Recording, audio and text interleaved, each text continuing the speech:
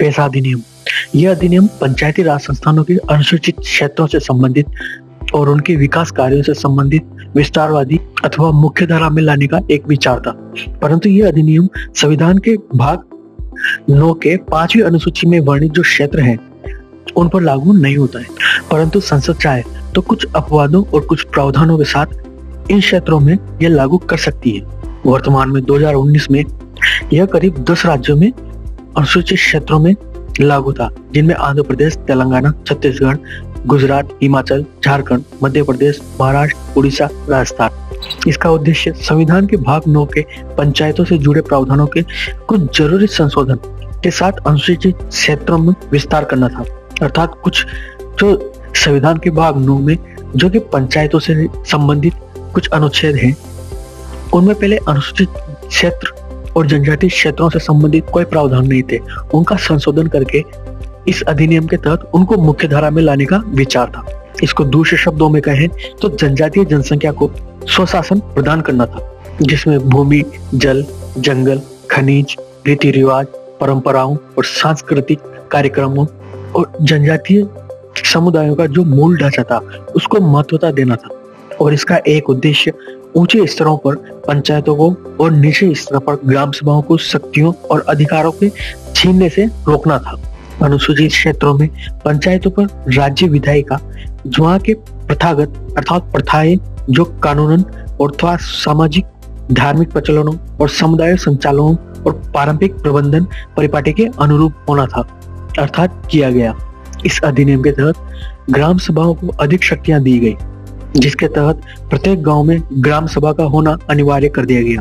प्रत्येक ग्राम सभा और अपने लोगों की परंपराओं और प्रथाओं, उनकी सांस्कृतिक पहचान, सामुदायिक संसाधन तथा विवाद निवारण के परंपराओं तकनीकों अर्थात तरीकों की सुरक्षा और संरक्षण के लिए सक्षम बनाना था। ग्राम सभाओं को जिम्मेदारी दी गई कि गरीबी उन्मूलन और अन्य कार्यक्रमों के लाभार्थियों की पहचान के लिए उनकी जिम्मेदारी अथवा जवाबदेहिता होगी।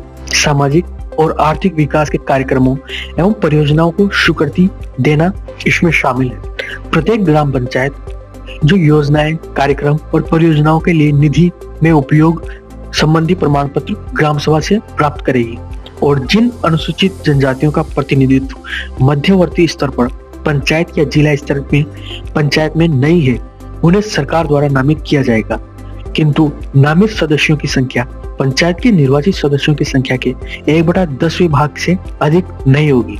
और जब भी सरकार द्वारा परियोजनाएं और विकास कार्य चलाए जाएं, तब उनसे प्रभावित व्यक्तियों का पुनर्स्थापन और पुनर्वास के पहले ग्राम सभा अथवा उपयुक्त स्तर की पंचायत से सलाह ली जाएगी। अधिसूचित क्षेत्रों में लघु जल स्रोतों के आयोजन और प्रबंधन की जिम्मेदारी पंचायत को ही दी जानी चाहिए अथवा दी जाएगी।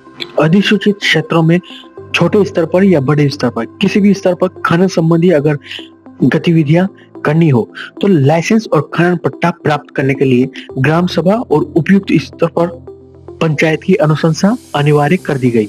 और इस अधिनियम के तहत उनको शक्तियां दी गई कि किसी भी प्रकार के नशीले पदार्थों की बिक्री और उनके उपयोग पर नियमित प्रतिबंध लगाने का उन्हें अधिकार प्राप्त हुआ। अर्थात ग्राम सभा छोटे स्तर पर वन उपज का स्वामित्व प्राप्त होगा। अनुसूचित क्षेत्रों में भूमि के अलगाव को रोकने की शक्ति उन्हें प्रदान की गई। पैसा एक्ट अधिनियम के तहत अगर किसी जनजातीय समूह को गैर कानूनी ढंग से अर्थात बेदखली के पश्चात वापस अगर भूमि प्राप्त करनी हो तो उन्हें आवश्यक कार्रवाई का अधिकार होगा। ग्रामीण हाट बाजारों का प्रबंधन की शक्ति होगी। अनुसूचित जनजातियों को पैसा देकर उधार देने के मामलों का नियंत्रण रखने की शक्ति देनी प्रदान की गई। और इस अधिनियम के तहत ये भी ध्यान रखा गया कि ऊपरी स्तर की जो पंचायतें हैं, जिला परिषद हैं, उनको निचले स्तर पर पंचायतों और ग्राम सभाओं के अधिकारों का हनन न किया जाए।